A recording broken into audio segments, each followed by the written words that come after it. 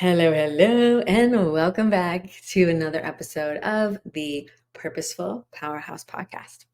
Today, we're going to be talking about really common mistakes that you might be making that might actually be increasing your anxiety and stress levels. They are so common that many worn out entrepreneurs make them, and myself included. Yes, I have my hand up if you can't see me. I made them myself many times over before I realized that they were mistakes that might actually be contributing to my anxiety. And in our last episode, we talked about anxiety overdrive. And so if you haven't listened to that, you can either listen to this episode and go back or pause this one and go back to that one. But let me just start us off by telling you a little story, giving you a little glimpse into when I realized that I, in fact, had become the worn out entrepreneur and I was the epitome of the frantic, frazzled, go, go, go, go, go, walking the thin line between having a meltdown and a blow up at any given second, and how I was making these mistakes that inadvertently were actually increasing my anxiety. So anxiety overdrive is that cycling between the go, go, go, go, go stress state of action taking, can't stop, won't stop, and the crashed out, shut down state of feeling defeated, depleted, worn out, exhausted, over it, ready to throw in the towel. There is a dance between those. And what we're looking to establish, and what I help you to establish through the tools that you're going to be learning here and in the Mindful Strength Method and the special resource that I have for you at the end, totally free, is to be able to come back to connected awareness, to find that happy place, if you will, that green zone in the middle where you have the ability to take action and to do the things, but you're not caught up in the spiral of stress and you are able to relax and rest, but not get pulled down into the spiral of defeat and sadness and self doubt and all of that. That truly is resilience. And that truly is what we want to cultivate so that you can keep coming back to that place of connected awareness. And that will take us back into that place of stay and play, right? That place of connection and presence within yourself and within your nervous system so that you can regulate yourself. Right. And regulation of the nervous system isn't necessarily just being chill and calm all the time. No, a regulated nervous system is able to respond to challenges and come back to connection. And that is truly resilience, right? And we want to be able to do the things, but then come back. But what happens with many worn out entrepreneurs is that we get in this state of feeling like you are captain of the stress express and you are going a million miles an hour and you are just go, go, go, go, go, can't stop, won't stop, because there's a million and one things for you to do. And it's really easy for you to talk yourself out of taking time for yourself, even though you care, even though you want to feel good and you like feeling good and you know you really place a high value on your energy and how you show up, but something's happening at a deeper level, which we'll talk about in a little bit, that stops you. Or you're doing things like the mistakes that I'm going to be sharing in a minute that get you to the place that I got to when I was literally so exhausted, so worn out, so resentful of my business that all I could do every morning was just grab my yoga mat and take it out and put it on the patio and lay there and just cry. And I'm all about a good cry. I think they're very therapeutic and they're very important, but literally day after day for hours, something was really, really wrong. And you know, me being kind of the thick-headed stubborn Capricorn that I am, I was just like, I'm fine, I'm fine, I'm fine. But I wasn't fine. And I got to the point where I was either spiraling in anxiety and that fear stress state, or I was super defeated and sad and depressed. And I literally was completely out of integrity with myself because, you know, my brain, of course, had a million and one things to say about the fact that here I was a personal trainer and a yoga teacher, and I couldn't even get it together to exercise, or I wasn't even meditating, and all that squawky nonsense that it had to, you know, it had all sorts of fuel to go on about. And so when I realized what had happened, that I had become what I now call the worn out entrepreneur, I was out there one morning, like full body, you know, that like snot bubble, sobbing body cry. And I was just staring off into space and I was looking at a tree that's right out here, and there was a leaf that was caught on a spider web, and it was just spinning in circles. And I thought, that's exactly what I feel like right now. I'm literally going in every direction and I'm getting nowhere. I'm barely hanging on by a thread. One wrong move and I feel like it could all fall apart. And it felt like I was just giving it all I had and it was just pouring out the bottom. And I wasn't seeing any sort of growth or establishing the forward momentum that I wanted. And I was just in that moment so struck by what I was seeing that I stopped and I froze. And I heard the quiet voice of my heart whisper to me, "This is not your path. There's more for you than this. You're a warrior. You'll find the way." And I didn't know what it meant then, but I do now. And in that moment, of course, my brain, the negative saboteur committee in my head was like, "Some kind of warrior you are. You're just laying here." And I yelled out, "Stop." And I scared the chickens. I scared the roosters. I scared myself a little bit, but I yelled it out because I needed to. And that was one of the many lines in the sand that I have drawn. But that first time and that commitment and decision to myself that I was ready to make a change because I could not and would not continue. And so I started to take a look at what was happening in my life. And this has really allowed me to understand what was happening and how what often happens in the lives of many really purpose driven, highly sensitive, service based entrepreneurs is that we tend to get in that go mode and it's really hard to stop. And so, what I began to do is really take a really soft look, not a hard look like my brain wanted me to do. And so, as we go through these common mistakes, I want you to take that same gentle look. And if your brain wants to make any of this wrong, if you see yourself in it, I want you to do just really pause and put your hand on your heart and acknowledge that you are doing your best and you're always only doing your best.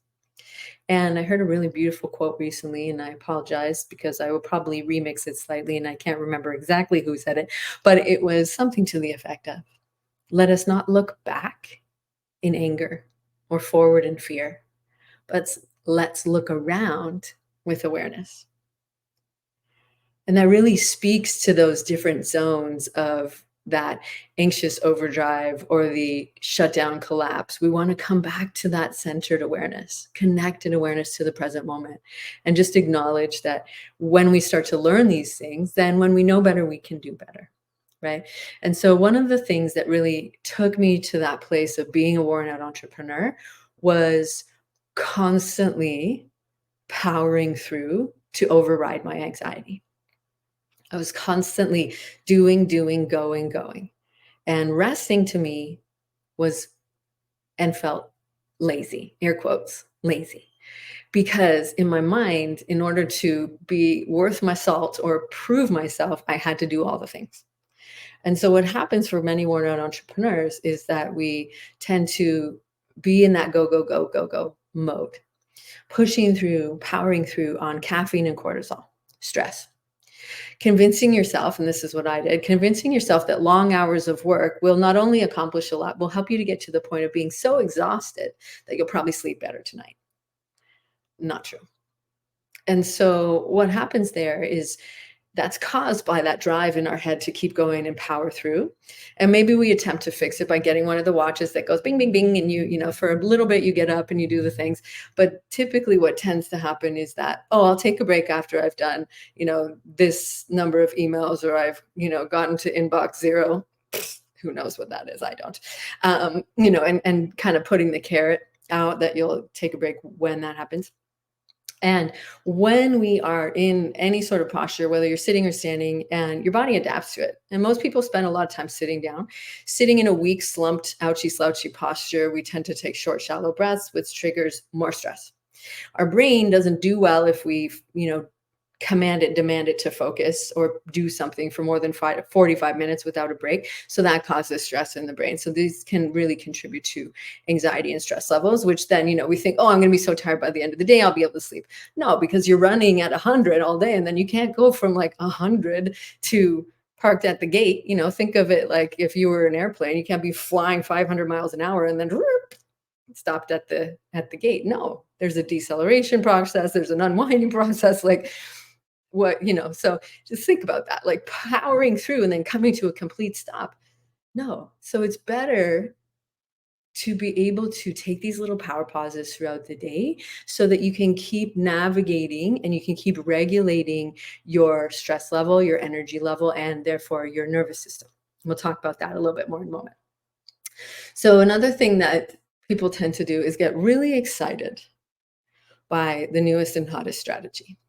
And tell me if this sounds like you, is you're all about it, right? And living a holistic lifestyle, some of these will definitely relate to, but what I think is really important is that oftentimes, unless we're getting to the root of the issue, these can just be a Band-Aid. Trying the new app, right? Trying the new workout, the new supplement, or maybe the new essential oil, or doing the cold plunge, or taking the mushroom supplements, or the coffee, or microdosing, or like doing all the things, right? Doing all the things, but really kind of trying to put your finger on the fact that like something's just off and you can't figure it out, and then wanting to be able to do all of the things, but then getting so stressed out by all the things that you're trying to like fit into your routine that you stop doing all of it. And finding a way to like navigate it back in and keep it all consistent, that tends to be the challenge, tends to be this sort of all or nothing approach. And that can be something that is beneficial depending on what the all or nothing is. But what tends to happen is that in the all or nothing, we kind of just say, screw it, I'll start again on Monday, and then that Monday gets put off till next Monday, et cetera, et cetera, et cetera. And so, kind of looking for this big reset. And so it's really important to be gentle with yourself because, as I mentioned, some of those tools are very beneficial. Cold plunging has an incredible amount of benefits, breath work, yoga, all of those things. But it's really about finding a way that works for you so that it doesn't stress you out to do all of those things, right? Because you go into it thinking, oh, this is going to help me with my stress. And then it can become a source of stress in and of itself, right? Oh, we're so funny, humans. We're so funny. Okay. So then another thing that can tend to happen is doing, again, something very beneficial, exercise, right? Doing some really hard workouts, knowing that that helps you to, burn off the stress without doing practices to regulate your nervous system. So that's the caveat. Alone, intense hard workouts, if you're already stressed out and you're already having fatigue in your body, requires a lot of recovery. And so that can be an extra load on your body. And so what tends to happen if we just are in that, and definitely that like high intensity personality that many entrepreneurs, including myself, tend to gravitate towards or to be, without doing the more gentle things, because a lot of times the gentle things, if they're slower moving or they're quote unquote boring, we're like, whatever, I need something like, let's get to the point. Let's, make this effective and all that. And so if we're doing these high intensity workouts without practices to regulate your nervous system, it tends to push even more into stress because there's more recovery for your muscles and your tissues and your joints. And so, a lot of times people will realize, oh, okay, well, if I'm going too hard and I'm super exhausted and I'm burnt out, then, the attempt to fix this often is like, okay, I'll go to yoga and I'll actually stay for Shavasana. Because I know there's probably at least one of you that's gone to yoga and is like, okay, this boring, sleepy part at the end is whatever. I don't know what that's for. I'm out of here. And I used to be that person, admittedly, before I became a teacher and understood that the Shavasana practice, the practice at the end is oftentimes and considered to be one of the most challenging poses in yoga, not for the physical attributes, for the fact that it asks you to hold still. I laugh because I'm like, for me, the longest time I was like in the Shavasana, totally relaxed physically and internally, like bing, bing, bing, bing, mentally. Didn't necessarily sound like that. It sounded more like, okay, next when I'm done, I'm going to go and eat some salad and I could probably have a green juice and all that. Okay. So That's another one, is the going too hard without the nervous system practices to create that sense of connected awareness and to cultivate resiliency in your nervous system so that you're not always up here and you're not always down here. Okay. And so the last mistake that tends to really take many worn out entrepreneurs into anxiety overdrive is letting your mind run the show. And I know you might be thinking, well, it just does that. That's what my brain's for. Yes, of course. The actual organ of the brain, yes. But the brain and the mind are different. The mind is the brain in action. And what tends to happen is because we have so many ongoing thoughts, if we don't really begin to learn to take control of your thoughts, your mind will control you because you are running on automatic subconscious programs that you were taught and modeled as a child. And they become something that you practice so much that it becomes part of your personality. And your personality, because of the way you think and you act and you show up, then creates the reality that you live in.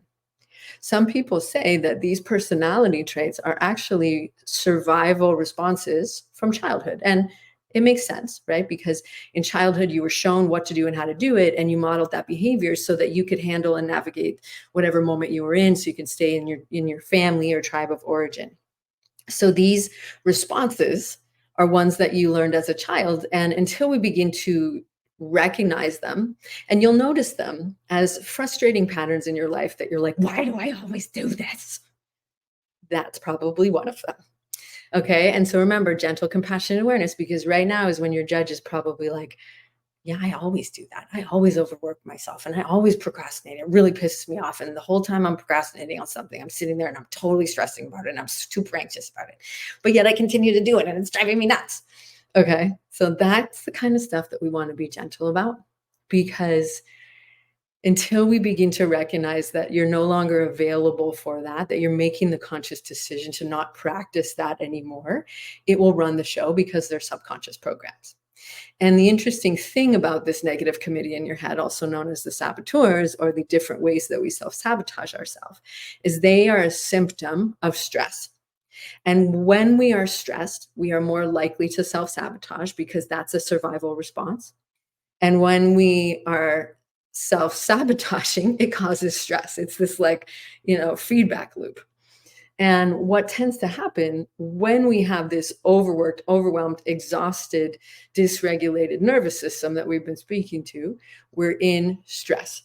So if stress triggers these survival responses, and then we do the things like overworking or self doubt, we tend to kind of default into like, why does this always happen to me? Or like being really vigilant or perfectionist, or being hypercritical or controlling, or really, you know, hyper rational, all of these different ways. There's 10 different ways that we tend to self-sabotage, 10 characters of the quote unquote shitty committee in your head that doesn't talk very much nice things. It just talks a lot of smack. It makes you feel like crap and doesn't do very much. That's why it got its name.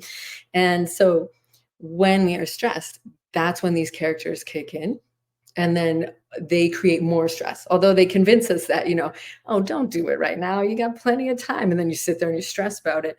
They feed you these little lies. But then if you're sitting there and you are super in the spiral of like, oh, I should really do it. Why am I not doing this? I should just have the conversation or whatever it is. It causes more anxiety, right? Or more stress. And so these are the common mistakes that tend to happen. And, knowing that now, like a lot of it's happening below the surface, right? Until you start to become more aware of your nervous system and how it operates, until you become aware that you even have these subconscious patterns, this is just happening. So, of no fault of your own, right? But when you know better, you do better. And that's why it's so important to be able to take these little moments for yourself to learn. And I know if you're anything like me, you probably are a lifelong learner and you love learning cool stuff, and especially cool stuff that helps you to move forward in your business. So, as a quick review, one of the mistakes, using anxiety as fuel for the go, go, go, go, go to try to override it, pushing through on caffeine and cortisol, doing things that are helpful, but not getting to the root cause of the issue, and really pushing yourself, going hard with hard workouts and not doing things to regulate and soothe and support your nervous system, and operating on these subconscious patterns and programs that until now you may not even have been aware of. And that's totally fine, right? This is the operating system that you were installed as a child, and now you get to decide. You get to learn how to become aware of these patterns, practicing that gentle, compassionate self awareness, and become the thinker of your thoughts. Take control of your mind to learn to think on purpose. And that's really powerful. And that's one of the pillars of being a purposeful powerhouse. We're going to talk more about being a purposeful powerhouse in the next episode.